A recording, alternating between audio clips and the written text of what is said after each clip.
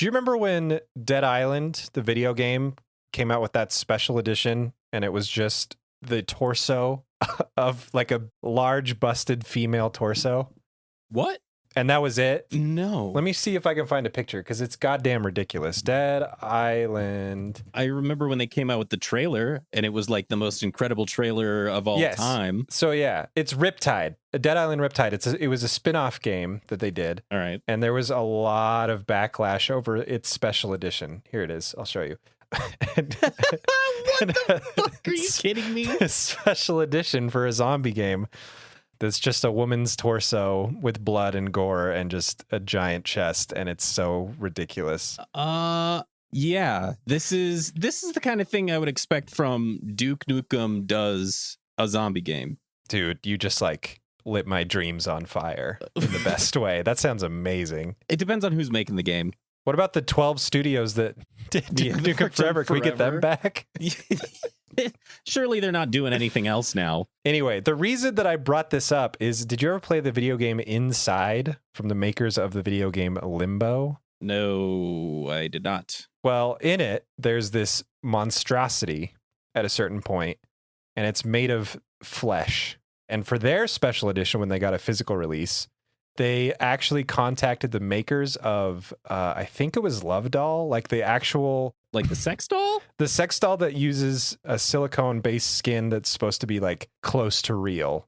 Oh. And so they actually contacted them and got them to do a special run specifically of this monstrosity in the game using the same like skin substance, so it feels close to like flesh as possible. Imagine being on the real doll end of the spectrum. You're just hanging out at work, making fake vaginas and dicks all day, and then suddenly video game studio calls you up and is like, hey, can you mold an amorphous, awful ball of flesh? That's sort of, I guess I didn't really have a point, but can you imagine how cool that opportunity would be? It's not a pairing that I ever considered. Yeah, but a video game reached out to an adult toy company to make something that benefited their game and their fan base using a vision of the game and that fan base and not for the sex appeal. Okay. Meanwhile, this other game just went straight for the sex appeal and like lost all credibility.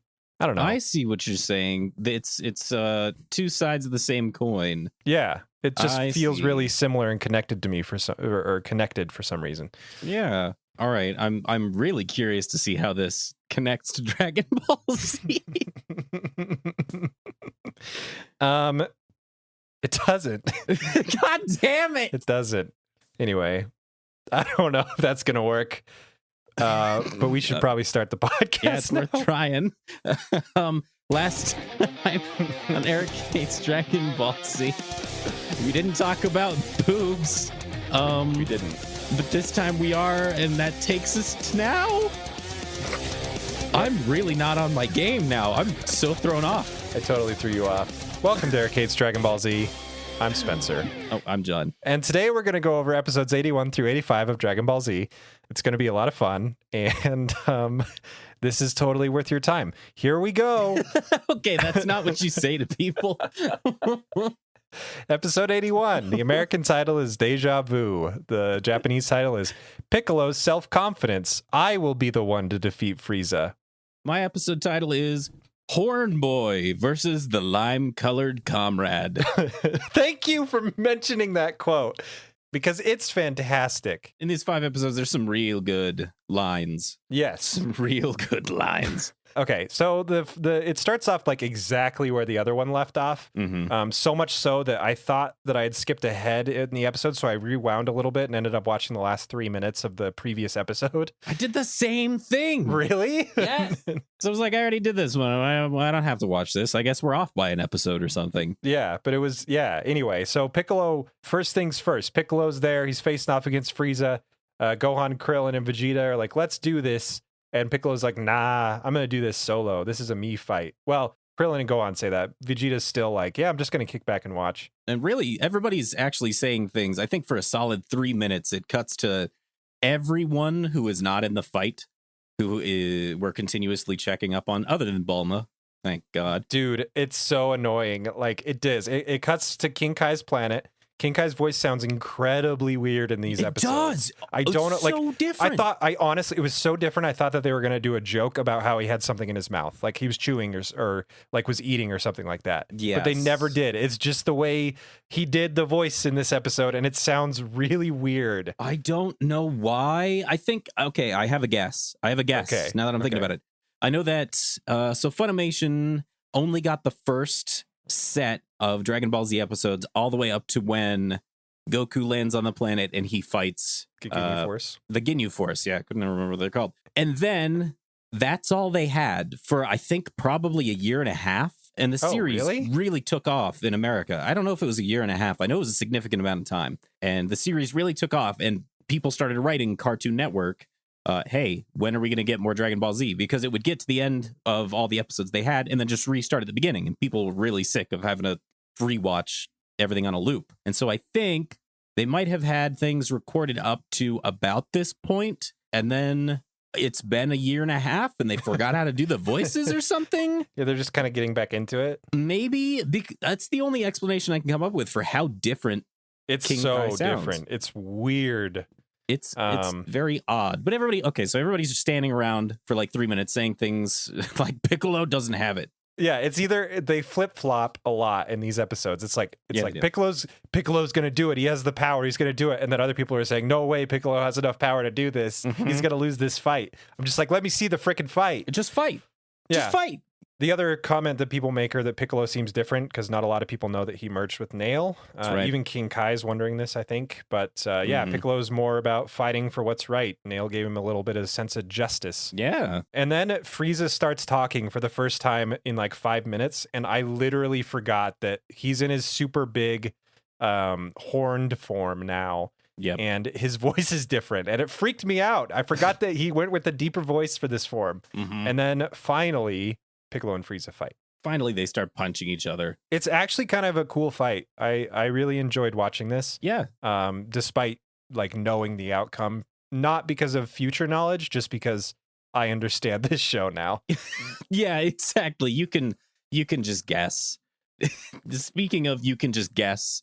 There's a bunch of moments where, okay, so I'm jumping ahead just a little bit. Frieza and Piccolo are fighting. They're going toe to toe. It actually seems like Piccolo has them matched. Yeah, it's actually really fun to watch Piccolo be like cocky in battle. Yeah. Like at one point he punches Frieza and Frieza shoots off into the distance. He's like, "Come back here." And then he chases after him and grabs him again. So after they're fighting for a little while, Piccolo ends up blasting Frieza with a blast. That's typically how these fights go.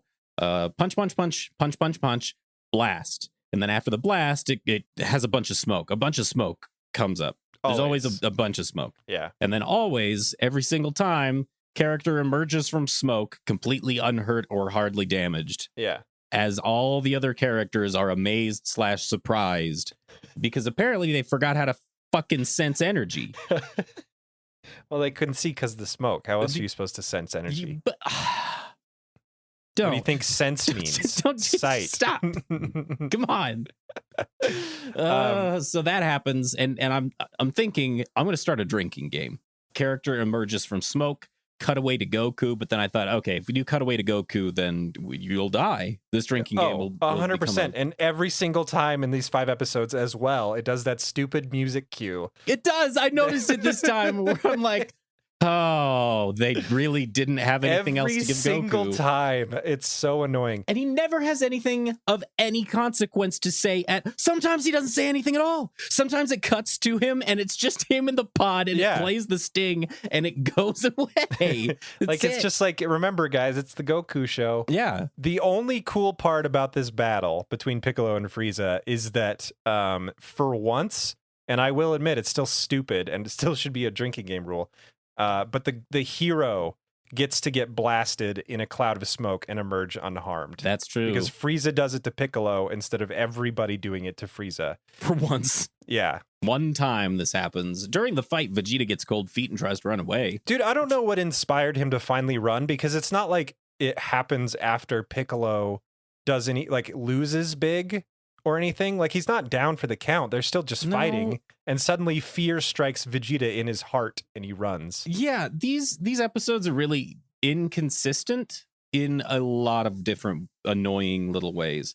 Vegeta runs away, tries to run away, and Frieza teleports right in front of him because Frieza's just that damn fast. It's actually kind of an awesome sequence. Mm-hmm. And when it shows Frieza and Vegeta side by side, like Frieza is 3 times the size of Vegeta. Vegeta is the size of Frieza's torso. It's amazing. And eventually Frieza just knocks his ass into the ground. Yep. Like, you stay there. No problem. Like, I'm coming back for you later, Vegeta.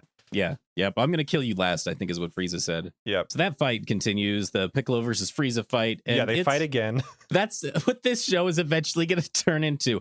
Character fights character, cut away to other characters who do silly thing. Now go back to character fight. Cloud of smoke after blast emerges. Other characters are astonished. Fight continues. Inner monologue moment. Taunt. Yeah, no, dude, that's like point by point. Frieza and Piccolo fight again. Dende's like, "Oh, hey, it's Piccolo. This is you're coming to save us. You must be Piccolo." And Piccolo knows his name. Yeah. And all these things. And so Dende figures out that they fused. And then Piccolo and Frieza fight again, except this time it's underwater. Frieza blasts Piccolo and he literally explodes. Oh my in God. a huge explosion, and Gohan yells, "Are you okay, Piccolo?" He does. He's yelling Before at the explosion is over. Yes.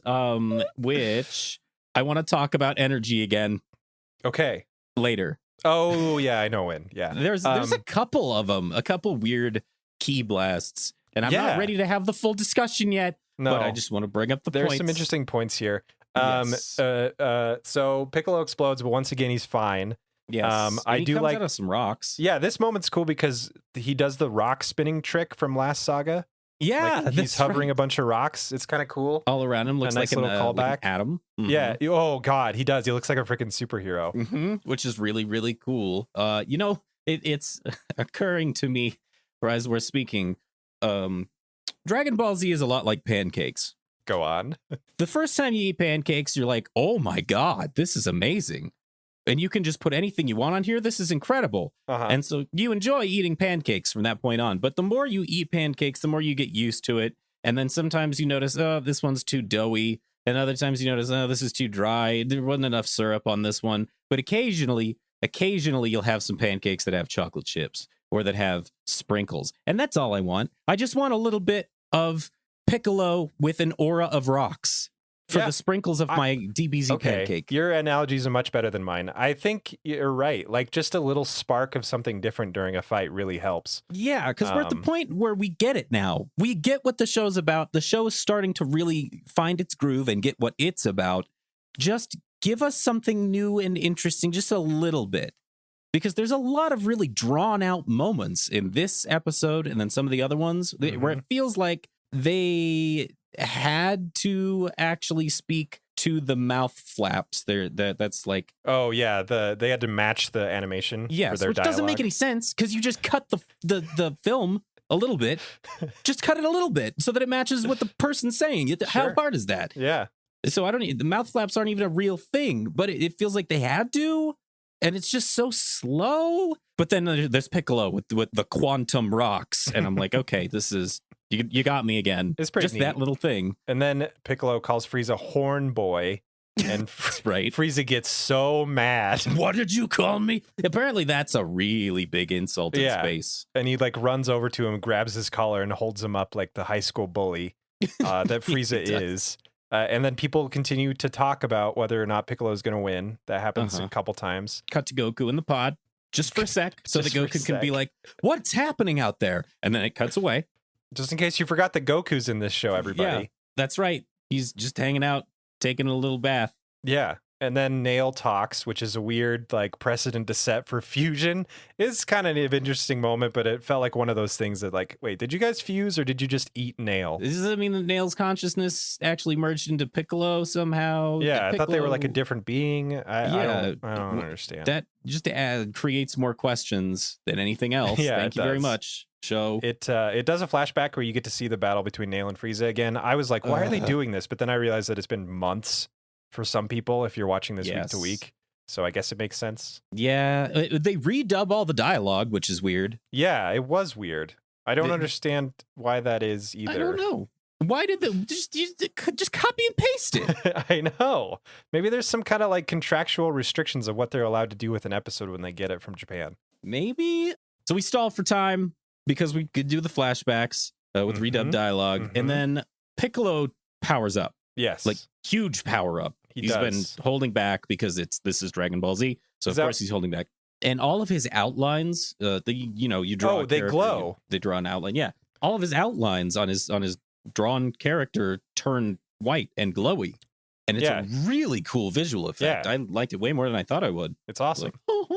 I really think that for a while that was like the standard of the show. They were gonna do transformations like that, like super high power ups, because I think it's Frieza that does it. Somebody else does it earlier on, a few episodes ago. They do. And we commented on it then, and it's weird that it's still a thing now, because I don't think it's going to be a thing ever again. Is this where Piccolo mega punches Frieza? I think so. Yes. Yeah, it is. That's all I wanted to say. Well, the music actually kicks ass here, too. I did note that. It's freaking awesome. Like, the music is on point for the next few episodes. I noticed that they used the same track over and over. I did. It's a little repetitious, but so is the fighting and the rest of the show anyway, so it kind of fits the theme. That's what I was gonna say. The end of this episode is Piccolo powers up and then does like he's just pissed off and sick of it. He does a gigantic blast right into Frieza, and the blast explodes in Frieza's face, and it's awesome. It looks really, really cool. Yeah. But you know what ruins the moment? That there's smoke there and you know that he's gonna be fine. Yeah, because 2 seconds later he's fine. Right. And then the episode ends. These are not eventful episodes. There's fights in them, but they're not like eventful. You mean like fight? I guess there's like two. Well, it just seems to be like one. Like it just blurs together. These episodes seem like. You know what this is? What? I'm just now realizing. I think we might have commented on this previously. This is the equivalent of the prequel Star Wars fights, because there's no emotional weight to them at all. Oh, I like that. It's just people fighting. Yeah. It's just people fighting because it looks cool. Versus in the original Star Wars trilogy, there was emotional weight to every single fight. Every time somebody drew a lightsaber, there was a reason for it. Yeah. So like in the Vegeta versus Goku fight, there was weight to all the punches. Versus Nappa, when people were dying, there was weight there. And then this one, it's just like he's getting strong and now he's fighting people, and then we're waiting for Goku. Yep. We're waiting for Goku, so there's no tension because we know Goku's going to pop out and it's going to be fine. He's the hero. Yep. I think that's the difference. It's the difference of a good fight, like, and just stalling for time. Like, you need a reason for these characters to come to blows besides I'm going to destroy you. Like, there has to be a sort of a personal investment there. Give us something else. Anyway, next episode. Speaking of which, well, actually, I don't know if it's this episode or the next episode. I think it's the next episode. The episode 82, the American title is Frieza's Second Transformation. The Japanese title is Attack Goku, an enraged Frieza's Second Transformation. Do you know why that episode title's weird? Because it's really weird. Because it says Attack Goku and Goku's just in the pod still the whole episode. Yep.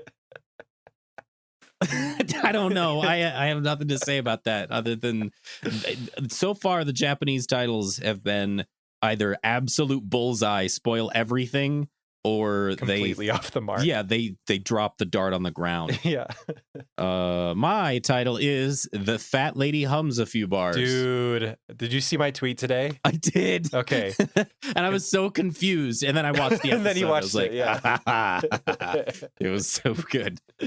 So the episode starts off with Krillin, Gohan, and Dende, and they have way too much false hope for Piccolo. At this point, like, it just reset. I don't know whether they're going to root for him or condemn him. Like, it happens, both happen equally often. Yes, and it cuts to everybody. King Kai, Tien, Yamcha, Goku, Gohan, Vegeta, Krillin, every single person, Dende, everyone that's involved, other than Bulma. Thank you. It gets a moment to doubt Piccolo's ability to stand up to Frieza. It's interesting, though, because this time when it cuts to Goku, he's commenting about how Frieza's power level is way down. That's right. Even though he looks unharmed, which was very cool to me. Just another notch on the belt of power level lore, energy lore. I wish they would illustrate it somehow. I wasn't a huge fan of the Dragon Ball Z Kakarot game. Okay. Personally. I think like episode 1 or 2, we talked like, oh, it's going to be great. I wasn't a huge fan of it. But what I was a huge fan of was how they illustrated sensing energy, how you could see like Yeah, that was really cool. big, huge amounts of power. And they would be different colors depending on the person. And you could see that they were evil or they were good and they're tinted with certain. That was nice. But in the show, we have to rely on the characters just saying, wow, his power is going away. Oh, wow, that is such an evil power happening.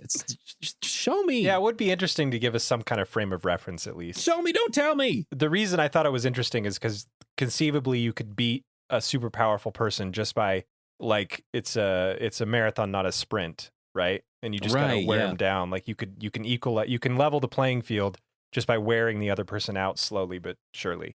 It actually doesn't end up meaning anything though, because Piccolo and Frieza fight again. And somehow Piccolo gets his ass kicked this time, even though Frieza's powered down. Frieza just starts messing him up. Not even a chance at the beginning of this fight. So either Frieza was screwing around before and is a really, really good actor, or they didn't know what the fuck they were doing.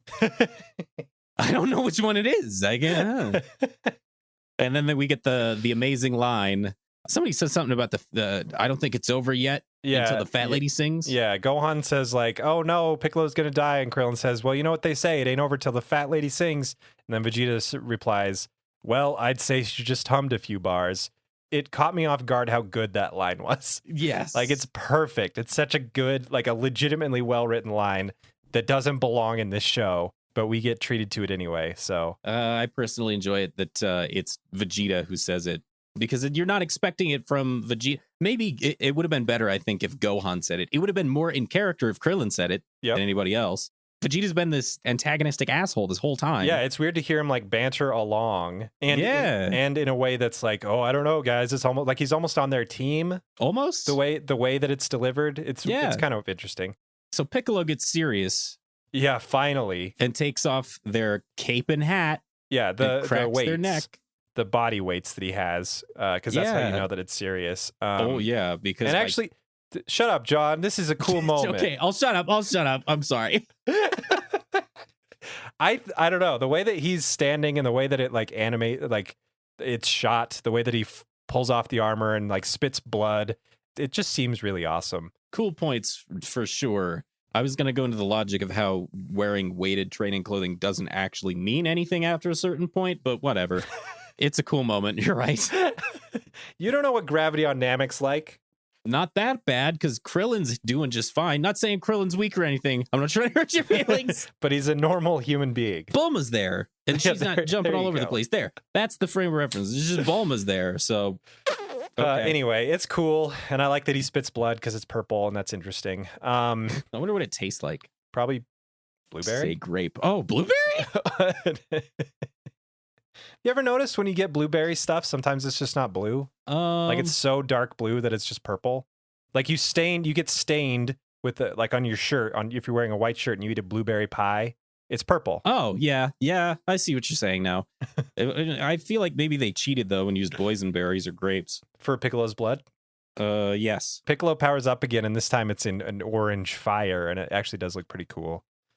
This fight sequence is interesting to me because like halfway through it, Piccolo's plummeting towards the earth and Frieza flies down next to him and they hug for a little bit. Oh my God. Yeah. And then Frieza just lets Piccolo go and tank. Like he doesn't do anything. He doesn't punch him or kick him or say anything. He just hugs him. It's, I really liked it. It struck me at this point, it actually must be pretty cool as an original Dragon Ball fan watching the big bad of the last series fight the big bad of this series. Yeah, I could see that. I could see that. Maybe that's pretty fun for like longtime fans. People. Yeah, but for me, because I have never seen it, I'm just watching Piccolo, who was just kind of mildly angry in the beginning. Yeah, Piccolo's not cool yet. That's the problem. He's getting cooler. I think it's because they absorbed Nail, so they absorbed all the cool. Nail did have it, like, he was exuding cool when he first showed up. It was that vest. It was the vest. It's the cool vest. So they hug, and then at this point, Vegeta says a line. I don't remember the context exactly. He's watching them fight, and he utters the line, "It's only a matter of time before I kill the rest of them," referring to, everybody else, Gohan, Piccolo, Goku. And I thought it would be really interesting a turn for this story if Piccolo did manage to kill Frieza, and then Vegeta turned out to be the big bad of the season. I could definitely see that being a Vegeta thing. Vegeta strikes me as more of a rogue than anything else. For sure. Like, he does whatever's going to get him the most personal gain. Yeah. But at this point in the show, I feel like he absolutely would turn against everybody else. Yes. You know what he says that is after Piccolo starts charging up again and is like, actually, I'm not even showing you how really strong I am. Let me show you how actually strong I am. Shots. And you can tell. Shots. Yeah. And you can tell because he starts charging up and fairy dust starts coming off of him. Mm-hmm, mm-hmm. And predictably, he starts punching Frieza harder. And so after a certain point, he punches Frieza. They're fighting in the air. And then he punches Frieza down into the ground. Frieza impacts the ground and he starts firing energy blasts. And here's another point for how energy works. Piccolo fires a ton of these little purple blasts at them. They kind of look like bottle rockets almost. They have like a stream coming off them. So the blasts start crashing and cracking at the rocks around Frieza, who's trying to block it. And the way you block blasts, by the way, is you make an X with your forearms in front of your face, and it blocks all of the explosions. I mean, that's just physics. I learned this in junior high school, John. Move on. Yeah, 7th grade. Me too. Mrs. Golnick's class. So, but then, eventually, after like 40 or 50 blasts, because Piccolo's just throwing them. He doesn't stop. It's kind of cool. After 40 or 50 blasts, it just explodes.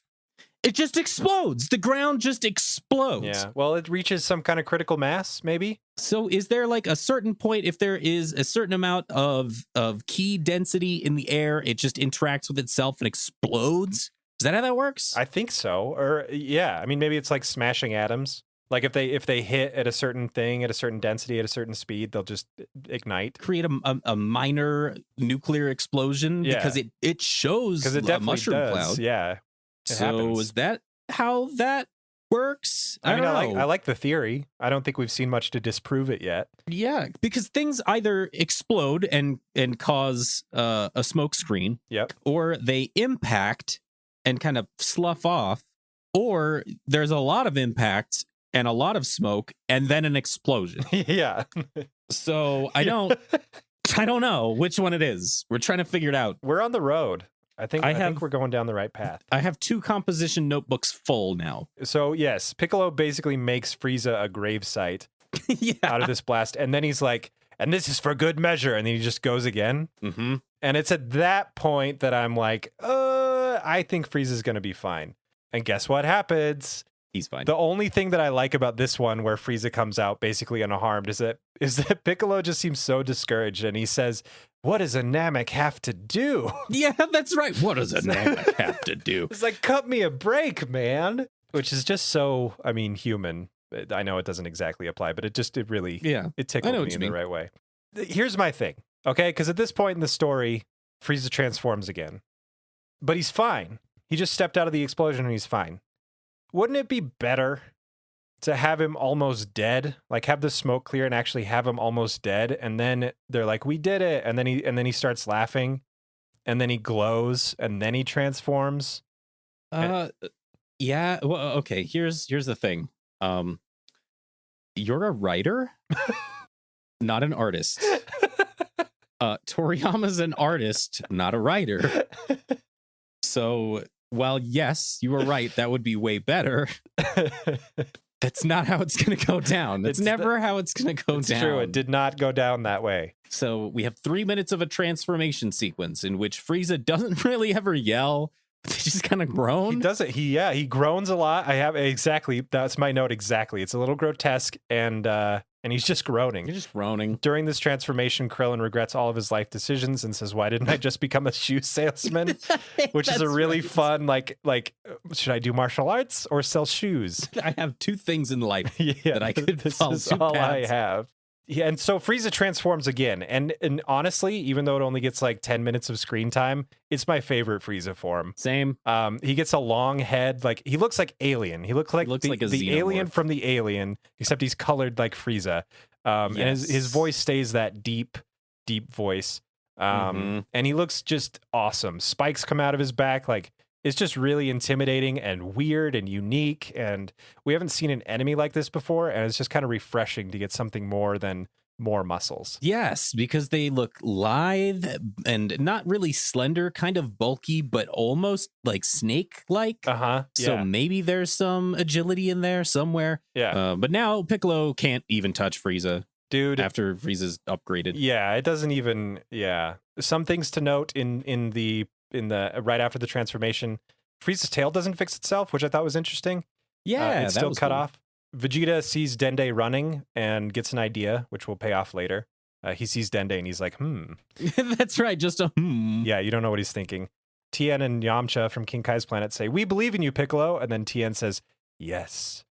Or Yamcha says, "Yes." One of them says it very weird, and it freaked me out a little bit. It's a good soundboard item. And then Piccolo gets annihilated. He just gets tortured. Oh, just absolutely destroyed because Frieza hits him with these tiny little These blasts. little finger blasts, yeah. Yeah, and it does like finger guns. He does. But it seems really painful. Piccolo gets destroyed, and he's continually being destroyed. There's nothing he can do about it. Gohan gets angry, and I get a big old smile on my face. I think it just goes back to what you were saying earlier.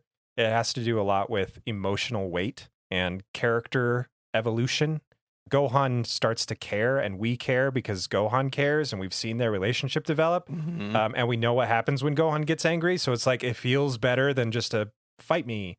Krillin even wants to step in, but Vegeta stops him weirdly. That's right. And Vegeta thinks to himself, but doesn't say to Krillin that if a Saiyan dies, they come back even more powerful. And now that he knows that Dende has healing ability, Krillin can punch him a bunch. Dende can heal Vegeta, and then he'll be all that more powerful and maybe stand a chance in this fight. I think this is the first instance of a character saying that once a Saiyan is beaten to the line of death, they come back more powerful. Wait, is this the first time? This might be the second time. It might Okay. be after the Goku Vegeta fight that Okay. they say it the first time, maybe. But that's Vegeta's new plan. Krillin, beat the shit out of me, please. Yeah, so that I love the little green kid can heal me up. Yep, it's the kind of plan I can get behind. Nothing's going to go wrong. And then the episode ends, I just want to point out, with the really cool piece of art. The end credit card for this has Gohan like rushing toward Piccolo being tortured by. It's really cool. It freeze frames and does like the exaggerated colors. It's really neat. The end art is always some of my favorite. I love it, dude. It's so worth it. That's one of the shining lights in watching through every single one of these episodes, is you get to see fun little details like that. Episode 83. The American title is Another Transformation. The Japanese title is Fear Me. Frieza does battle with a third transformation. My episode title is Gohan Fires His Hug Beam. Oh, nice. This episode is dumb to me, and I'll tell you why. Here are my notes. Thank fuck Gohan's attack didn't actually do anything. I would have been really pissed off because it wouldn't make any sense. Next note. Oh, what the fuck, man? That's it? That's it, because freaking there's no reason why even Gohan getting angry should have done anything. Gohan, my question is, how strong is Gohan? I have an answer, but I'm just curious if I ask you, how strong do you think Gohan is? Gohan's like the Hulk, and I don't mean that in like a fun, jokey way, except I kind of do, but like it's true. The angrier he gets, the more powerful he gets, and he can mask his power level even from himself until that anger comes out. Wow. Everybody has said Gohan has hidden abilities. Gohan is super powerful, but it only seems to come out when he's emotional. Okay. All right. My answer is Gohan is as strong as the plot needs him to be. I mean, you're not wrong, but I was kind of doing like an in-universe thing. Yeah, and yours, was fine and then made sense, but I just angry because it doesn't make any sense to me that Gohan, who could barely handle first form Frieza, couldn't at all handle second form Frieza, is now attacking third form Frieza, who we've seen just absolutely handles Piccolo, who is, oh, look at how strong Piccolo is now. And so Gohan gets pissed off and decks Frieza. And there's no problem there at all. He just does. That's how strong he is when he hulks out. I mean, yeah, but that is the question though. Is how powerful does he get, and how do you make it so that he can tap into that on a regular basis? I think Gohan's an interesting character. It does suck that some of his ability is dictated by plot. So, okay, Gohan is really angry, knocks Frieza to the ground, and then fires this huge beam. Yeah, it's awesome, and the music is amazing. It's really good. And I'm not kidding. I wrote down a couple notes when he fired off this blast, and I finished, continued watching the episode for about 30 seconds, and said, he's been doing this same attack this entire time. He attacks Frieza with one blast for about a minute and a half. Like, constant. It's amazing. And it's such a large blast that Frieza impacts the end of it and spreads out like full eagle. It's really weird. Like hugging it like with all of Frieza's limbs. And then the blast basically pins Frieza against itself and then pushes him down toward the planet, toward the planet, toward the planet. And the second a piece of Frieza's skin touches the tallest blade of grass on Namek, suddenly Frieza's like, oh shit. And then he does something about it. Finally. Finally throws the blast right back at Gohan. Yeah. And then, okay, so here we go. More notes. Starting a third composition notebook. More notes on energy. Piccolo sees this blast that Frieza has been pinned to coming right at Gohan. And Piccolo stops said giant blast with a single ball of energy, which somehow impacts the beam and causes it to explode into a shitload of tiny little blasts.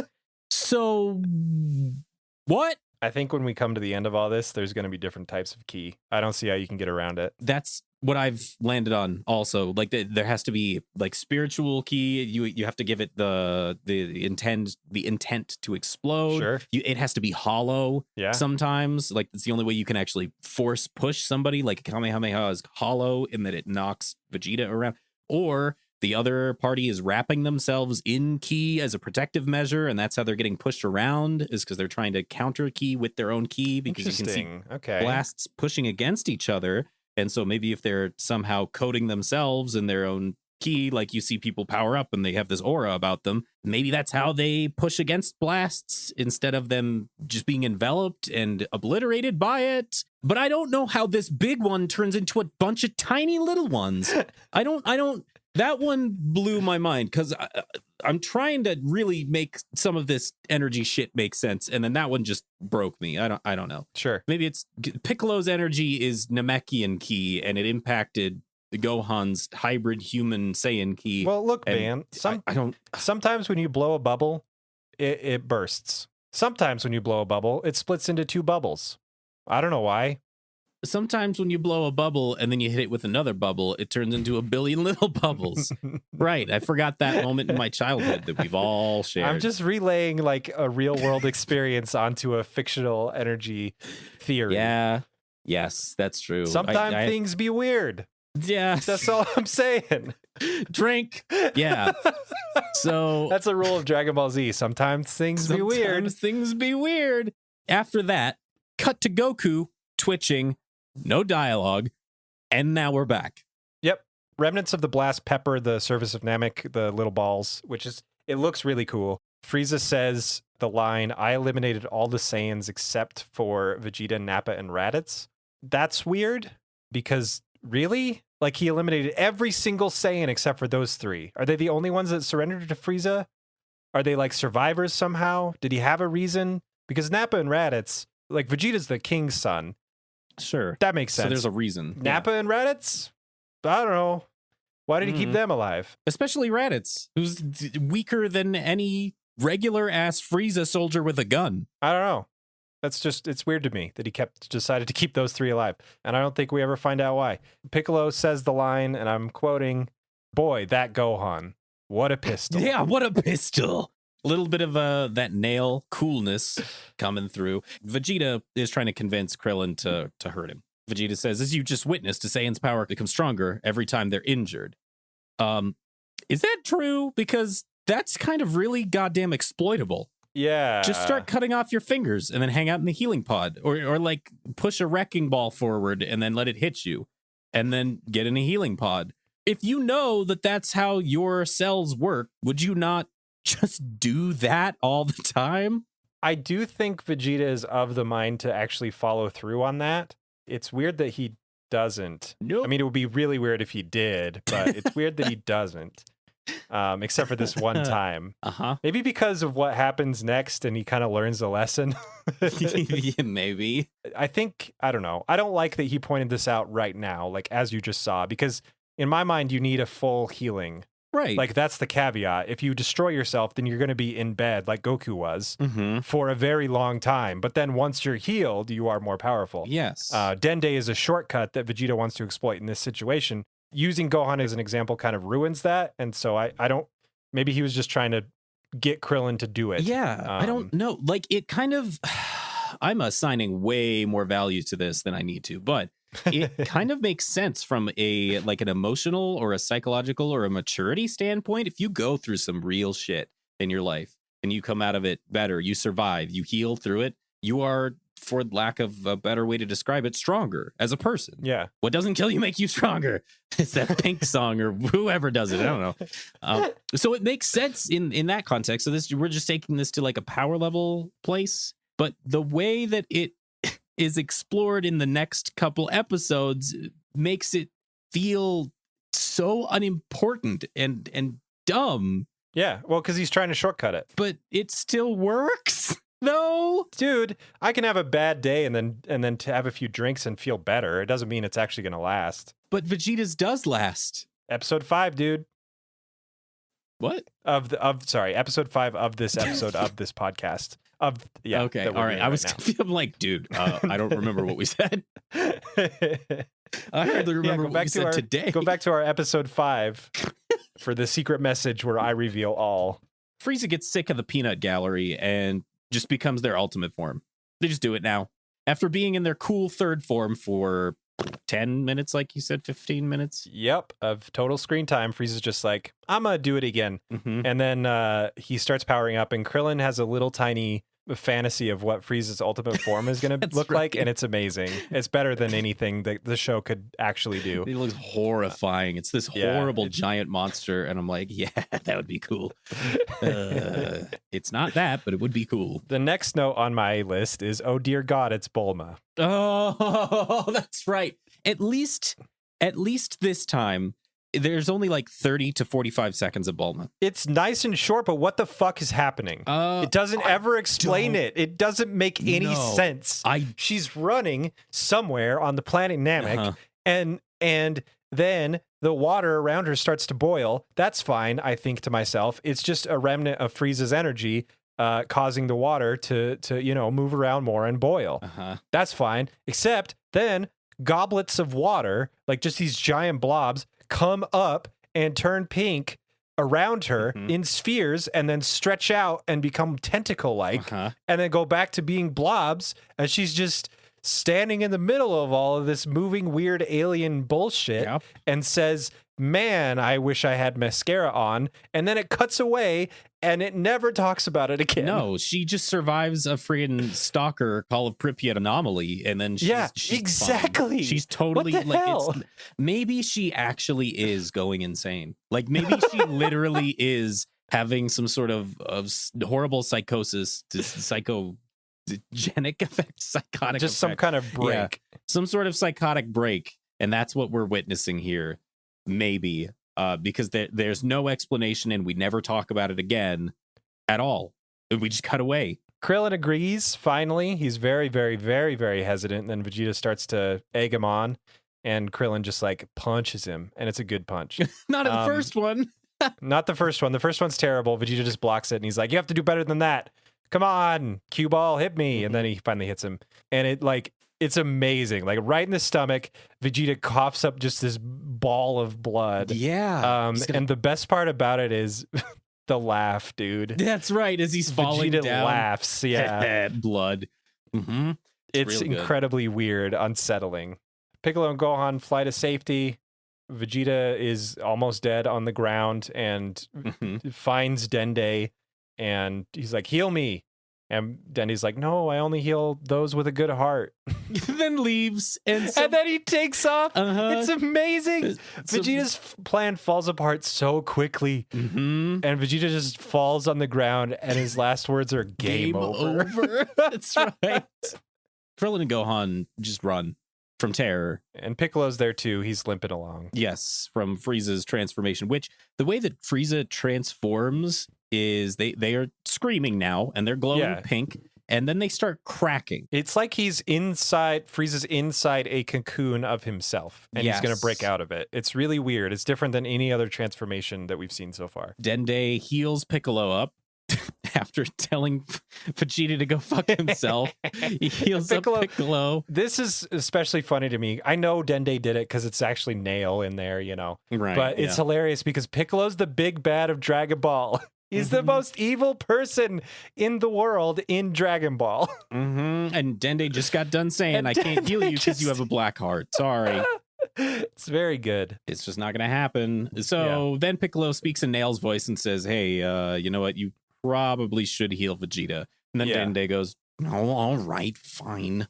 Yep. I kind of hate Piccolo speaking in Nail's voice. I don't love it. I can't nail down an exact reason why I kind of hate it. I didn't even mean that. But I don't like it. I don't know why. Yeah, it's weird. It's against nature. It's Piccolo's body. Get out of here, Nail. Let the Supreme Court knock this one down too. It's against nature. The Dragon Ball Z court. Oh, I'd watch that show. I would absolutely watch that shit. Who's the judge? Captain Ginyu. Well, Nappa. Nappa's not the bailiff? Yeah, it could be. You just said let the Supreme Court knock down basically in Nappa's voice, so I just sort of just drew from that one. I guess it would have to be several individuals. King Yemma. King Yemma's probably on there. Yeah. Dr. Briefs. Oh, that'd be good. Yeah, he's a nice neutral party. There would have to be somebody that doesn't belong. Oolong. Oolong does not belong on that. He just ended up there. Who would the president be then? President of a courtroom? If Dragon Ball Z was a country, who would the president of country Dragon Ball Z be? Probably Vegeta, because then you got Goku, who's like better than him than every way, but he doesn't want the responsibility. I was gonna say the Ox King. Oh yeah, that's fine. You're pulling out all these minor characters on me. Turtle. President Turtle. The crab. All right. Anyway, so I mean, yeah, Hercule would be the president. Oh, that's absolutely true. Yes, it would be Hercule. So Frieza just screams and explodes out of their transformation. Dude, in that moment, it doesn't show it, but like for a split second, you can see a silhouette of Frieza's final form. Yeah, I thought that was cool. Before it cuts away. It's really cool. I like that. Meanwhile, Dende agrees to heal Vegeta. Vegeta gets healed, and the first thing he does is kick Dende in the face. Which Dende kind of deserved a little bit. But dude, come on. There's a total Vegeta's a douchebag move. Yeah. And so Frieza's final form, which, by the way, when they explode out of their cocoon, it's so fucking powerful, it blasts a hole in the atmosphere. Did you notice that? No, explain more. Okay, so they charge up, they explode, and then in the sky, directly above Frieza, there is a dark section of the air that is gone. And it looks like it's night just in this section up above. And then you kind of see the sky, the green sky of Namek close in around that hole.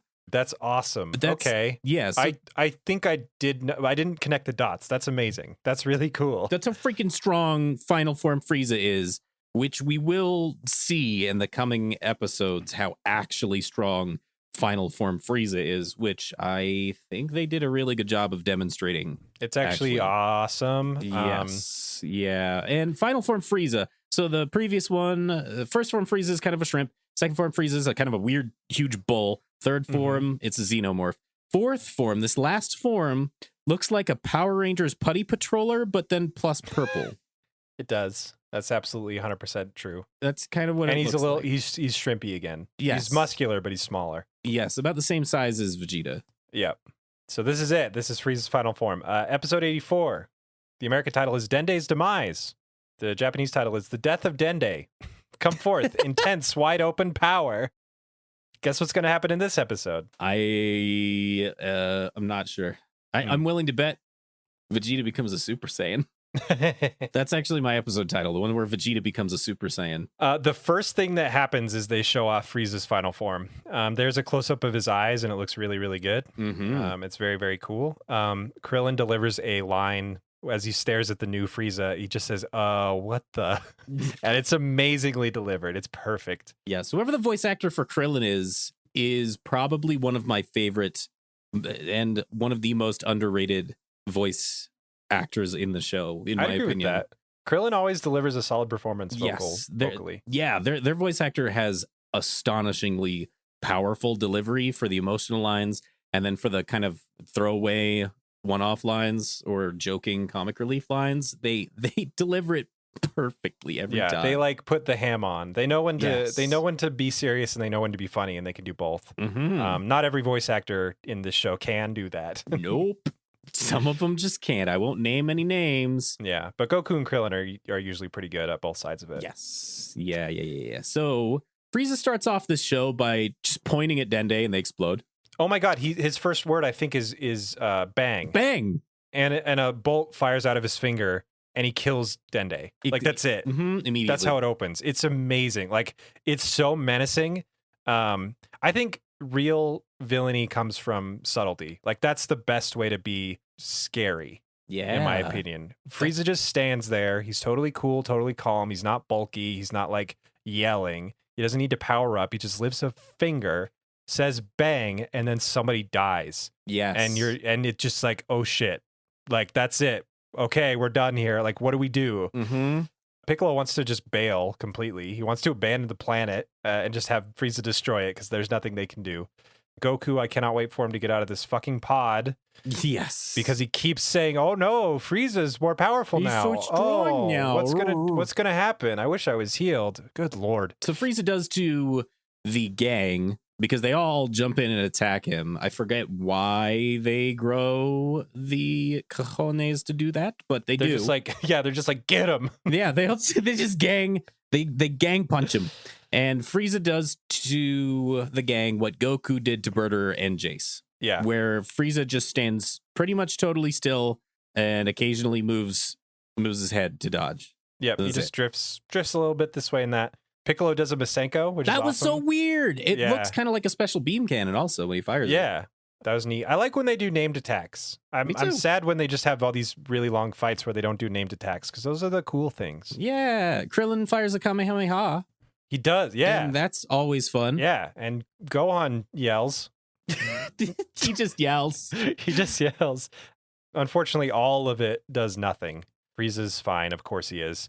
Something really cool happens here. Yes. Frieza disappears for a second and then like appears back on the battlefield and fires a shot and like time basically stops. All the color goes away. It's all grayscale. Yeah, it's all grayscale, and it's like it just shows this blast coming straight at Gohan.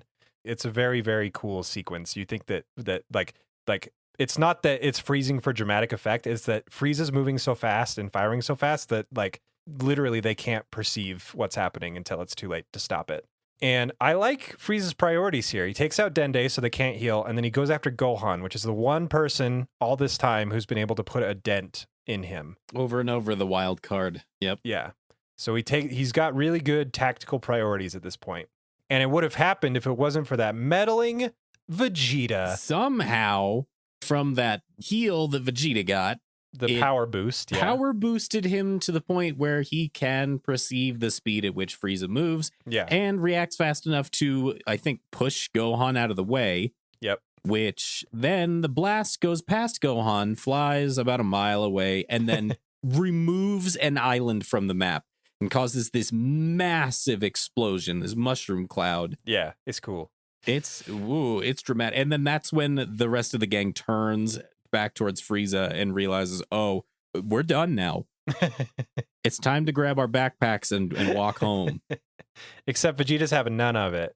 He gets really overconfident again. And he's like, introducing for the first time, Super Saiyan Vegeta. That's right. And it's not going to happen. Like, you can't just make fetch happen, Vegeta. It's not going to happen. He keeps really trying. He's trying so hard to make, and for a moment, Frieza actually seems kind of concerned. Dude, it's awesome. It works for 2 seconds, but the words Super Saiyan are enough to kind of freak Frieza out for a second. I don't know if Vegeta legitimately has the ego on him to believe that he's achieved this, or if he's just saying it because he knows it'll get to Frieza. He does. But I think it's the ego thing. It's the ego thing. It's 100%. the ego thing. Vegeta is pure ego, not much else. Pride, ego, and a lot of dickishness. That's Vegeta. That's our Vegeta. That's it. So Vegeta starts sparking and screaming to demonstrate how super his Saiyandom is now. He powers up and the world turns to Tron. Oh my God. Like, yes. So I'm starting to think to myself at these points, these characters are just getting ridiculously strong. How else are they going to demonstrate the level of power that these characters are at visually? Like how? Sure. How else can they possibly do this? There's a moment, I think it's in the next episode, and we're about to get there anyway, so I'm just gonna bleed into that one, where there's a blast. Okay? And the blast detonates in space. And you see that this blast is 5 or 6 times the size of planet Namek in space. And I'm thinking, okay, is planet Namek tiny? That could explain why that blast is so freaking huge. But it's still the size of a small plant. Like, you know what I mean? It's yeah, still, exactly. Like, way too big. So how I'm really interested going forward to see how they visually demonstrate the levels of power that these characters have achieved. It has to, they have to knock it back at some point, because I do not remember it being as over the top ridiculous as it. I mean, it gets there, you know, every villain gets there eventually, but I remember it being fairly straightforward and believable at certain points of every season, and it builds up to ridiculousness. I don't know. I don't remember enough to say. So Frieza just dodges every single one of Vegeta's attacks. Dude, yeah. This sucks that the best part about this scene is the music, because the music, oh my God, is amazing. It's a new track. It's a Frieza Saga track. I don't know what it's called, but it's so good. This is when they bought that synth guitar plugin. Yeah. It sounds like not at all like a real guitar, but it sounds really cool. Yep, they're doing some cool stuff with it. Yeah, Vegeta throws a rock at him. It does nothing. He picks it up out of the ground with his power, which is really cool, but I don't know what he thought it was going to do. No, it's such a tiny little rock, too. It's a little tiny baby rock, and then he throws it, and Frieza's like, really? And so they fight for a while, and Vegeta just does nothing to Frieza. They don't even fight. Vegeta fights the air around Frieza. Yeah, that's exactly what happens. That's what happens. And then Frieza's like, okay, now it's my turn, and he goes to counterattack, and then the episode ends before anything happens. Yeah. Episode 85. The American title is The Renewed Goku. The Japanese title is How I've Waited for This Moment! 3 exclamation marks. Son Goku revived. My episode title, I don't have one, so I'm just going to invent it right now. Goku's still in the pod for the whole episode. That's my title. The other titles are full of shit. It's perfect. It's perfect. This episode's weird. It felt really weird. I don't know what they were going for. It is a Vegeta episode through and through.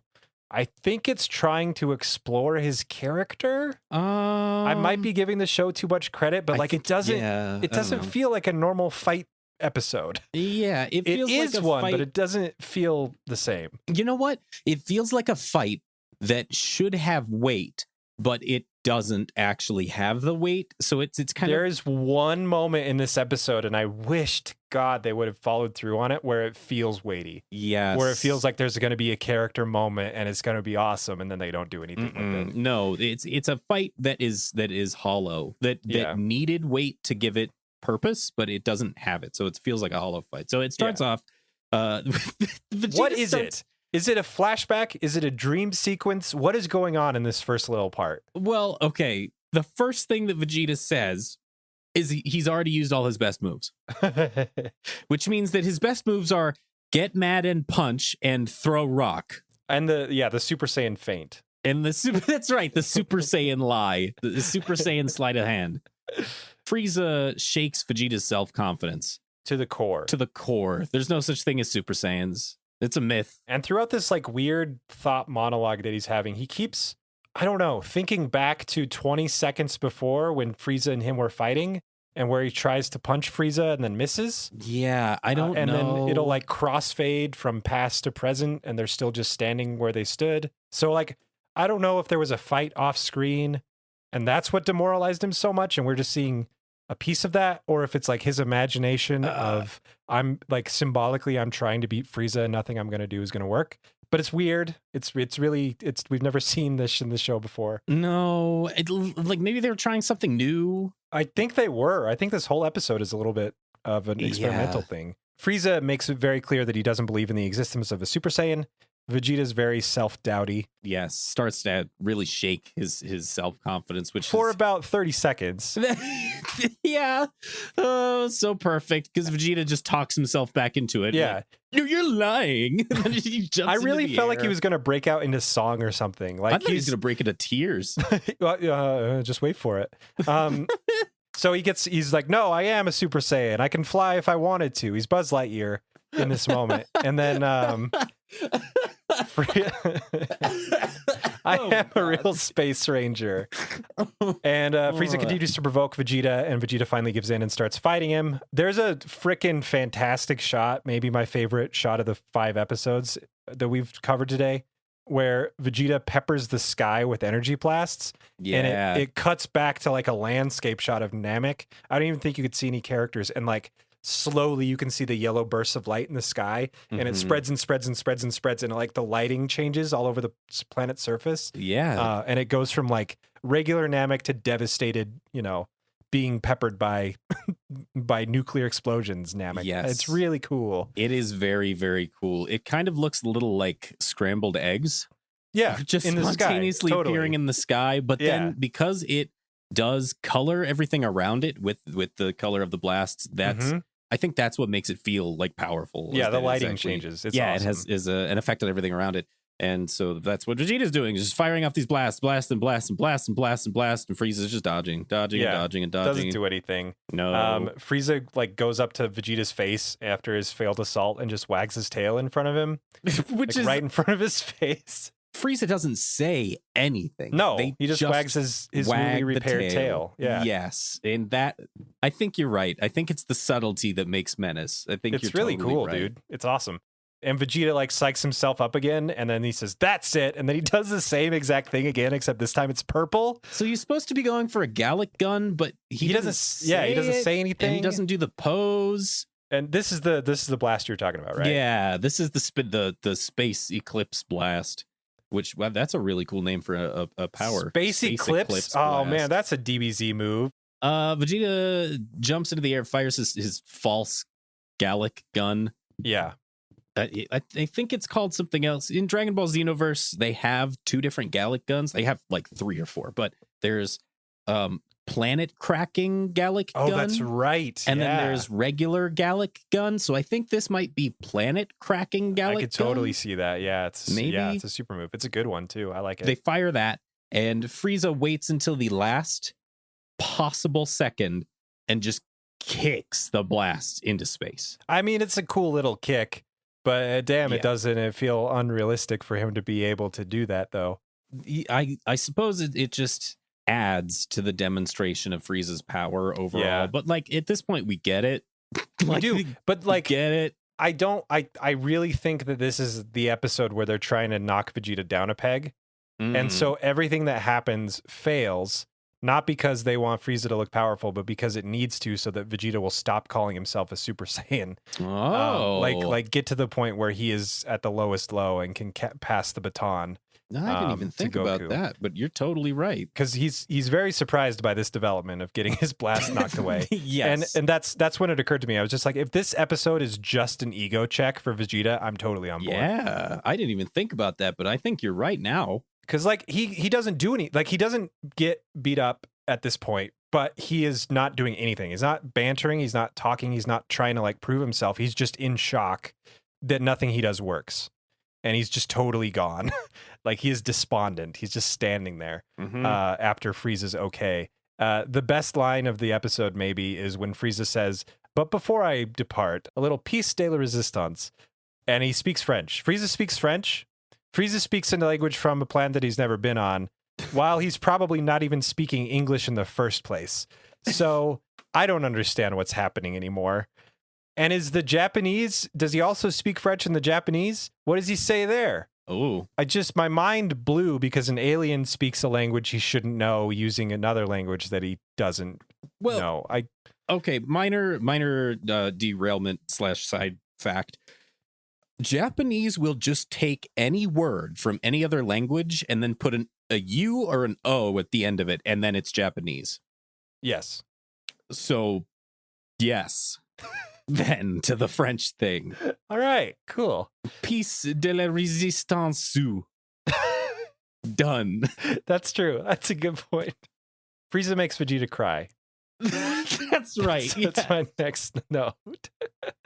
He just can't believe what's happening, and he knows he's going to die, but he can't do anything about it. He barely even moves. He's just broken. He's a broken person now. And for some reason, they bring in weird King Kai's twin brother who narrates the scene. Oh, yeah. Because it's King Kai, but his voice still sounds weird. I think he's trying to like tell you what's going on emotionally. Because he talks about how like Vegeta doesn't have what it takes to beat him and stuff, and but King Kai has never talked about Vegeta before this moment. It's weird. It's really weird to connect those two characters. Anyway, so the Frieza just floors Vegeta to the bottom of the ocean floor, even. Yeah. Oh, he headbutts him, and he does this really weird backflip thing. Oh, this spinning It makes thing. a super weird noise, and it's disgusting. It is. But yeah, then they plummet into the water. Vegeta plummets into the water, and Piccolo says, "We can't help Vegeta now," but they're still just watching the fight. Like, they've given up on fighting Frieza. They don't think Vegeta has a chance. What the hell are they doing here? Like, why are they still watching this? Leave. Go. Run. Find Bulma. Don't even find Bulma. Just run. Yeah, get off the freaking planet. Just go away. Which, okay, I did feel something emotionally at this moment that they all realize there's literally the only hope is Goku, and maybe not even that. Yeah. All they wanted was to come to Namek to bring back their friends.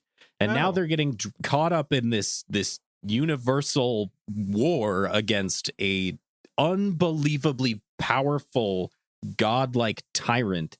All they wanted to do was bring back their friends, and now they're all going to die now too. Dude, if you had a moment where like they ran away to a cave, or they did try to find Bulma and they went back to like their campsite, and you had a quiet moment where you just heard the blasting in the background, where Gohan and Krillin have that conversation, that would be a fantastic moment.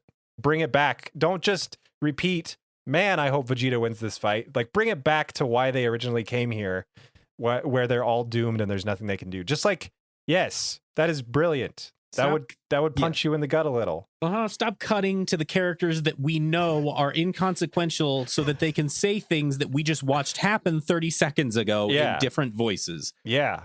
Give us something, please. Part of the reason that I think I'm so obsessed with this show is because like I enjoy it, but it could be phenomenal. Yeah. And I don't know that it ever gets phenomenal, but it's always good to great. And like there is a part of me that just wants it to hit that upper echelon so badly because I can see it. And there are moments, there are brief instants where it hits that super high 10 out of 10, but normally it's like a 6. Yep. Like on average, I wouldn't even say, I'd say on average for me, it's about a 7, maybe 7.329. Yeah. Wow, that's weird. That's what I was going to say. There's not a whole lot there, but then there are those tiny little bursts that are just 15 out of 10. You're like, oh, yeah, and it boosts the whole average. Yeah. Yes. It really does. And this could have been one of those. Yeah. Wasn't it? It would have been awesome. Yep. But instead we get to watch Frieza torture Vegeta. Dude, speaking of 15 out of 10 moments, it's not emotional, but he stands on a rock in the middle of the ocean and he powers up and with sheer force of will, Frieza parts the sea. Like he lifts up the water so that the sea floor is visible and you can see Vegeta's downed body there. And he's got a tiny little crab crawling across his back, picking on his back. I really hope that they'd show it in the wide shot and then not mention it again, but I guess this is pretty cool. Frieza goes down to where Vegeta is, and there's the tiny little crab is just sitting there on his back. He lifts up Vegeta and takes the crab and eats it. He eats the little crab. He's just with raw. Two bites. That's how strong Frieza is. Frieza eats crabs raw in 2 bites. And he just maliciously like beats on Vegeta, just like torturing him. Doesn't want to kill him. It gets to the point where it's almost as bad as what happened to Krillin. Almost. If we cared more about Vegeta. Correct. Yeah. And then like he's just throwing him around and stuff.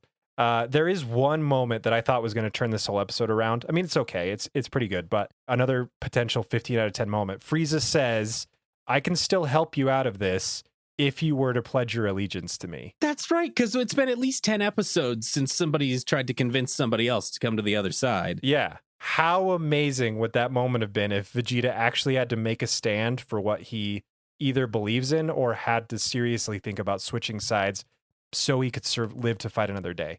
I expected Vegeta to give up and pledge allegiance after being so brought low and having the Super Saiyan myth shoved down his throat after he barks it up.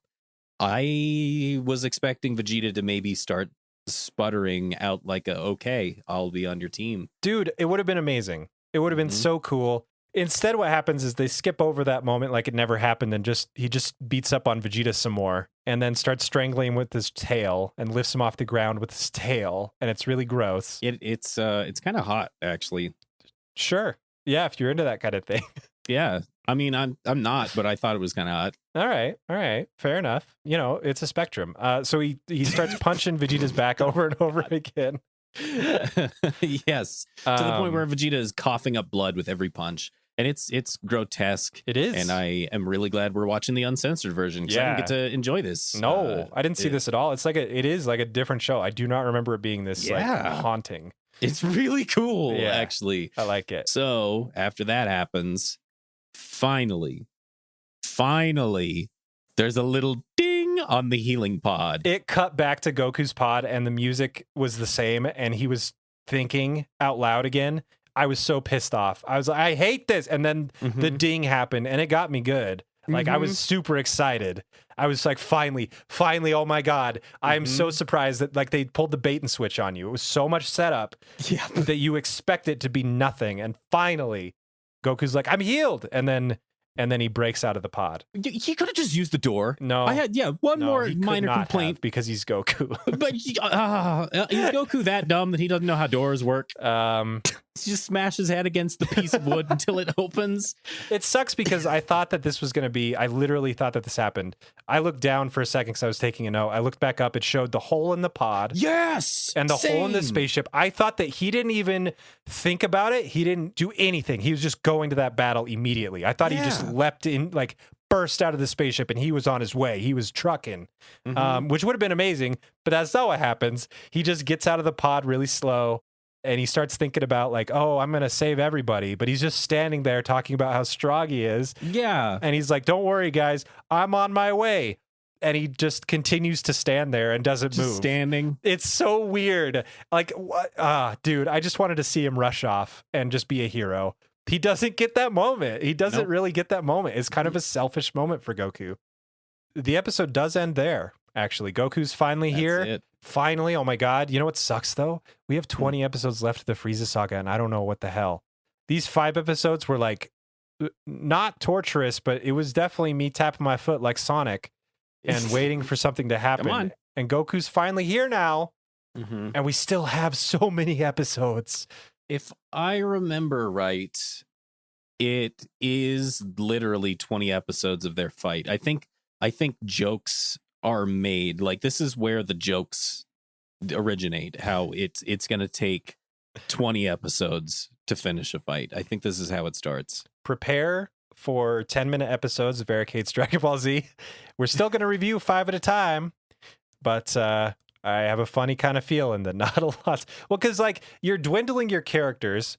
You have one setting that doesn't change, and your main villain is on the battlefield already.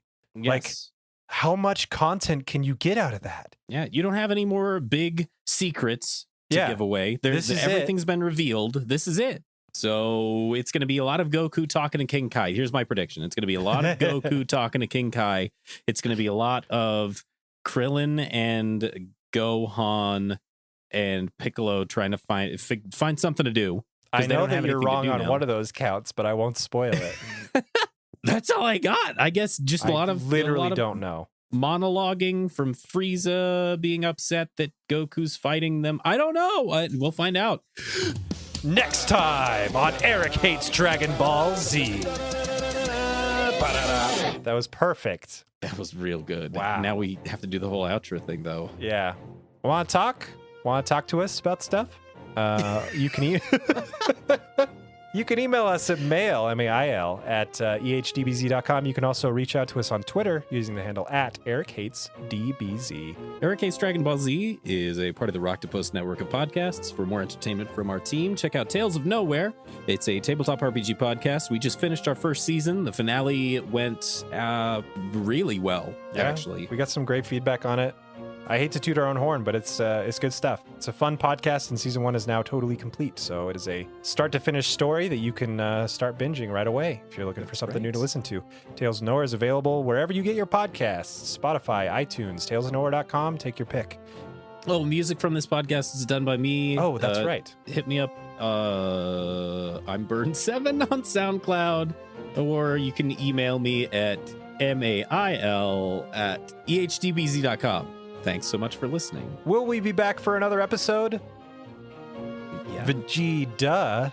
Oh, boo. Oh, my God.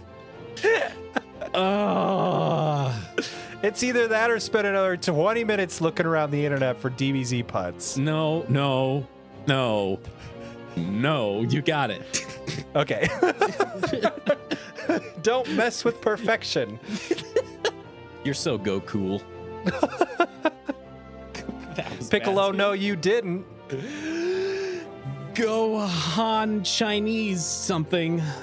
What? I don't know. I didn't just cut that one out. King Kai.